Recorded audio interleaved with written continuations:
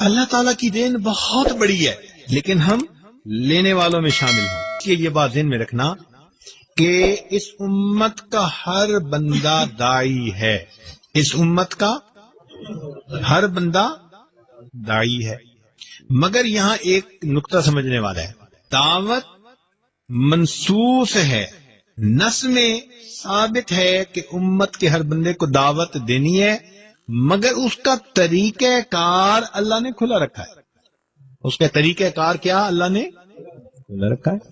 مختلف دور اور مختلف زمانوں میں دعوت دینے کے انداز مختلف رہے، چنانچہ اللہ تعالیٰ نے اس امت میں شروع میں دعوت کا کام خلافت کے ذریعے سے لیا۔ خلفائے راشدین اللہ کے دین کو لے کر نکلے اور انہوں نے پوری دنیا کو دعوت دی، اسلم تسلم، یہ بھی دعوت کا ایک انداز تھا۔ تو امت کے ابتدائی حصے میں یہ دعوت کیسے چلی؟ خلافت کے ذریعے سے۔ پھر اس کے بعد ایک وقت آیا، دنیا میں آئے تو اللہ نے مدارس کی لائن سے دین کی دعوت کا کام، چنانچہ ایک محدث کے پاس 40,000 تک طلباء حدیث کی سماعت کے لیے آیا کرتے تھے۔ یہ دعوت تھی اللہ کی، جیسے درس قرآن سے دعوت دی جاتی ہے، درس حدیث سے دعوت دی جاتی ہے، اس وقت امت کے علماء دعوت دیتے تھے سب کو۔ یہ دعوت کا کام اس طرح آگے بڑھا اور اللہ نے اپنے دین کو پھیلایا۔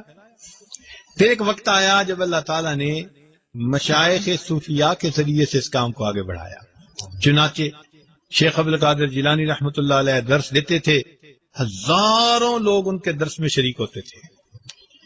خواجہ معین چشتی اجمیری رحمۃ اللہ علیہ نے ایک سفر کیا اور 7 لاکھ کافر مسلمان ہوئے، 70 لاکھ مسلمانوں نے بیعت توبہ کی، ان کے 70 لاکھ مسلمانوں نے بیعت توبہ کی۔ یہ بھی دعوت کا کام کرنے والے لوگ تھے۔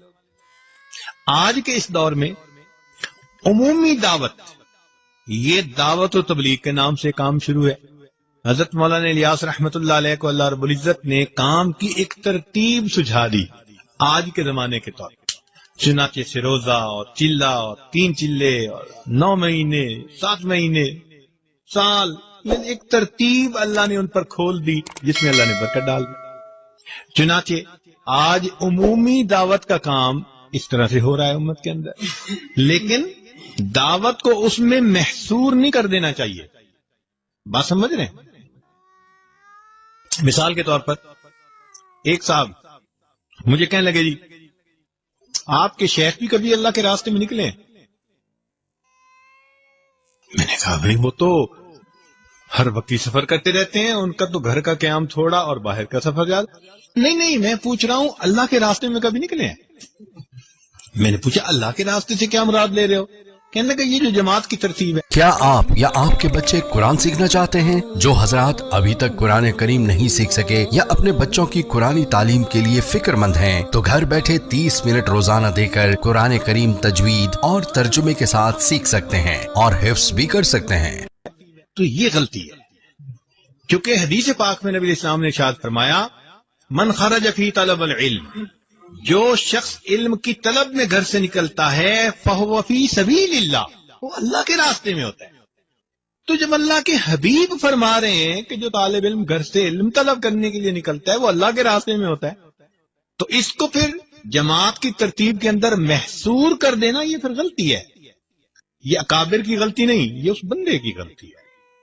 تو جو نئے ٹوٹرو ہوتے ہیں نا، رنگ روٹ، پھر اس قسم کی باتیں وہ کرتے ہیں کہ وہ سمجھتے ہیں کہ بس اس ترتیب سے کام کرو گے تو یہ اللہ کا راستہ۔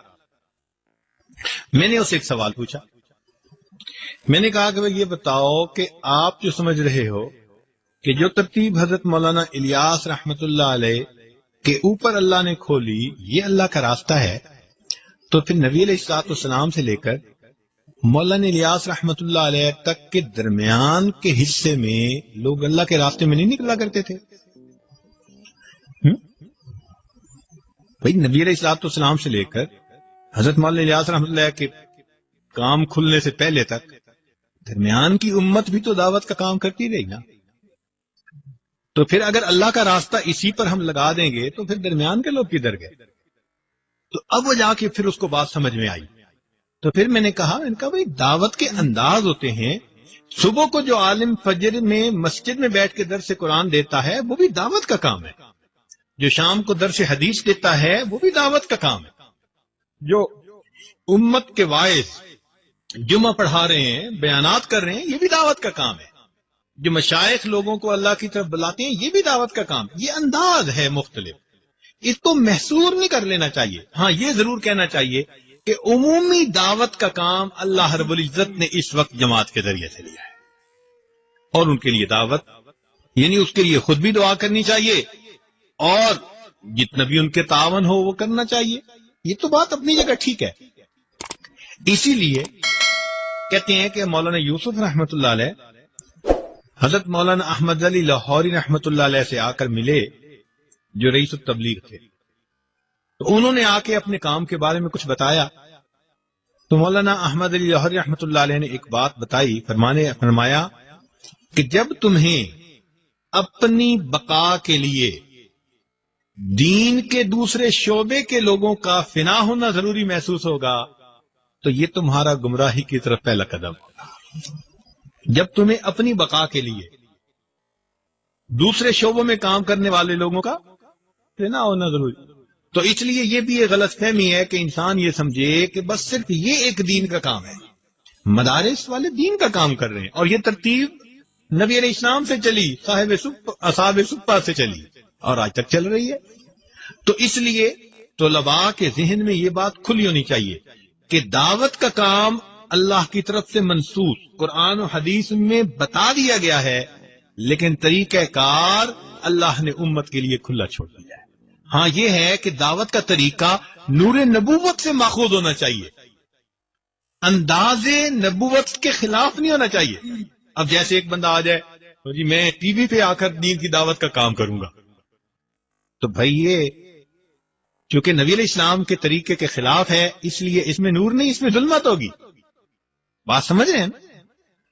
تو طریقہ کار ہر وہ ٹھیک ہوگا جو نور نبوت سے ماخوذ ہوگا، مگر اللہ نے اس کو کھول دیا. تو الحمدللہ اس وقت پوری دنیا کے اندر اس جماعت کے ذریعے سے اللہ تعالیٰ دین کا کام کروا رہے ہیں. ہماری دن رات کی دعائیں ہمارے ان بھائیوں کے لیے ہیں. اللہ تعالیٰ ان کی محنتوں کو قبول فرمائے اور ہمیں بھی اللہ تعالیٰ اس ترتیب پر چلنے کی توفیق عطا فرمائے. مگر جو مشائخ کام کر رہے ہیں، جو سیاست کے ایوانوں میں ہمارے علماء کام کر رہے ہیں، یہ سارا کا سارا دین کا ایک حصہ ہے. انسان کا جسم، اس میں آنکھ بھی ہوتی ہے، زبان بھی ہوتی ہے، کان بھی ہوتے ہیں، ہاتھ بھی ہوتے ہیں، پاؤں بھی ہوتے ہیں. سارا جسم ہاتھ بھی نہیں بن سکتا، سارا جسم آنکھ بھی نہیں بن سکتا، سارا جسم کان بھی نہیں بن سکتا. اسی طرح دین بہت وسعت رکھتا ہے اپنے اندر، اس کی اللہ نے مختلف انداز بنا دیے. مدارس والے بھی اپنی ترتیب سے کام کر رہے ہیں، خانقاہوں میں تربیت کے لیے اپنی ترتیب سے کام کر رہے ہیں، جو ایوانوں میں ظالم کی آنکھوں میں آنکھیں ڈال کے بات کرتے ہیں وہ اپنی ترتیب سے کام کر رہے ہیں، اور یہ جماعت کے دوست اپنی ترتیب سے کام کر رہے ہیں. تو یہ سارے کے سارے دین کے کام کرنے والے لوگ ہیں. اسی لیے دائی کے اندر یہ ایک صفت ہونی چاہیے کہ وہ دین کا کام کرے اور بقیہ شعبوں میں کام کرنے والوں کا احسان مند ہو کر کام کرے. بات سمجھ رہے ہیں؟ دائی کو کیا کرنا چاہیے کہ دین کا کام کرے اور جو بقیہ شعبوں میں کام کر رہے ہیں ان کا احسان مند ہو کر کام کرے. احسان مانے ہاں بھائی وہ میرے اوپر احسان کر رہے ہیں، وہ بھی دین کا کام کرے. حضرت مولانا اشرف علی تھانوی رحمت اللہ علیہ سے کسی نے پوچھا کہ حضرت علماء تو بڑا کام کرتے ہیں، تو اخلاص کے ساتھ کون کام کر رہا ہے یہ کیسے پتہ چلے گا؟ تو حضرت نے فرمایا کہ بھائی جب کوئی دین کا کام کر رہا ہو اور وہ دیکھے کہ کوئی اور بھی دین کا کام کر رہا ہے تو وہ اپنے دل میں یہ سوچے کہ اس بھائی نے اس کام میں حصہ لے کر میرا بوجھ اس نے جو ہے وہ ہلکا کر دیا. چنانچہ ہوا کیا، جامعہ اشرفیہ بنایا حضرت مفتی محمد حسن رحمت اللہ علیہ نے. یہ حضرت تھانوی رحمت اللہ علیہ کے اجل خلیفہ تھے. چنانچہ حضرت تھانوی رحمت اللہ کی وفات پر جو حضرت مشہوب رحمت اللہ نے لکھا نا، اب تو اے حسن تو ہی آگے بڑھ، تو حسن سے مراد یہ مفتی حسن رحمت اللہ علیہ نے. یہ حضرت تھانوی رحمت اللہ کے بہت نمایاں خلفاء میں سے. خیر، اب کیا ہوا کہ جب جامعہ اشرفیہ نیلا گنبد میں بنا تو اس میں کام کرنے والے کچھ اساتذہ اور بھی تھے، اور ان کا مزاج ذرا حضرت مدنی رحمت اللہ علیہ کی ترتیب والا تھا، ان کا مزاج خانقاہی حضرت تھانوی رحمت اللہ والا تھا. تو ایک سال کے بعد انہوں نے محسوس کیا کہ بھئی یہاں تو میرا معاملہ ذرا مشکل ہے، لہذا بہتر ہے کہ میں اپنا کام کروں. چنانچہ انہوں نے جامعہ مدنیہ کے نام پہ کام شروع کر دیا، اور کام بھی کہاں، اسی محلے میں مکان کرائے پہ لے کر اب ادھر جامعہ اشرفیہ اور اسی گلی میں دوسری طرف جامعہ مدنیہ شروع ہو گیا کام. تو حضرت مولانا فضل الرحیم دامت برکاتہم جو جامعہ کے ماشاءاللہ نائب محتمم کے درجے کے لوگ ہیں، انہوں نے یہ واقعہ خود سنایا. کہنے لگے کہ ہم اس وقت بچے تھے جب ہمیں پتہ چلا نا کہ ہمارے مدرسے کے استاد اور نیا مدرسہ اور مدرسہ بھی اسی گلی میں، تو کہنے لگے بڑا غصہ آیا. میں ابو جی کے پاس گیا اور میں نے کہا دیکھا ابو جی کیا حال ہے ان لوگوں کا، مدرسہ بھی بنانا تھا تو بھائی کہیں اور بنا لیتے، اسی محلے اسی گلی میں. تو ابا جی نے پوچھا کہ بیٹے کہاں جا رہے ہو؟ میں نے کہا کہ ابو جی اماں نے یہ کام ذمہ لگایا ہے، کام کرنے جا رہا ہوں. پر میں بیٹے کام کر کے آؤ تو پھر میں تمہیں اخلاص کا درس دوں گا. کہنے لگے میں کام کر کے واپس آیا. میں نے کہا کہ ابا جی آپ بتائیں. کہنے لگے ابا جی نے مجھے بٹھا لیا، فرمان لگے بیٹے یہ بتاؤ، اگر تمہارے سر پہ بوجھ ہو اور اتنا بھاری ہو کہ تمہاری گردن ٹوٹی جا رہی ہو، اٹھایا نہ جا رہا ہو، تمہیں ہر لمحے ڈر ہو کہ گر جاؤ گے، دب جاؤ گے بوجھ کے نیچے،